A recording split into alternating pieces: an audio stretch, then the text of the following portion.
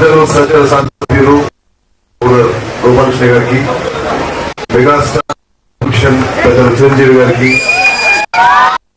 Popular hero Srikanth గారికి, నా సభ్యులు పెద్దలు అందరికీ నా నమస్కారం.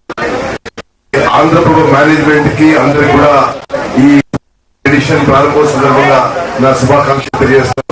ఇప్పుడు చాలా మంది పెద్దలు చెప్పారు, ఆంధ్రప్రభకు నా ఘన చరిత్ర స్వాతంత్రోద్యమంలో పాలన నుంచి మరి కూడా ఆంధ్రప్రదేశ్ లో ఒక ప్రత్యేక స్థానం ఉంది.